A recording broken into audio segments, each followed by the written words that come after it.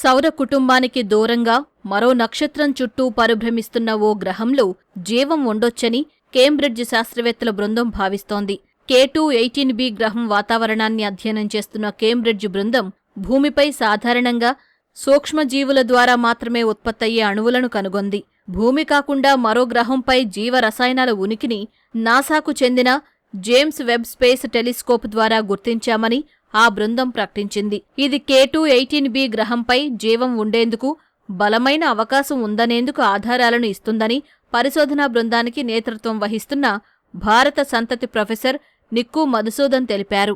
అయితే ఆ ఫలితాలను నిర్ధారించేందుకు మరో 1-2 పడుతుందని, అందుకు మరింత సమాచారం కావాల్సి ఉంటుందని చెప్పారు. K2 18b గ్రహం మన భూమి కన్నా 2.5 రెట్లు పెద్దది. భూమి నుంచి 70 లక్షల కోట్ల మైళ్ల దూరంలో ఉంది.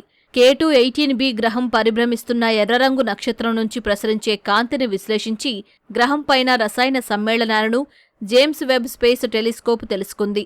గ్రహం వాతావరణంలో dimethyl sulphide, DMS, dimethyl disulphide, DMDS అనే వాయువులు ఉన్నాయి.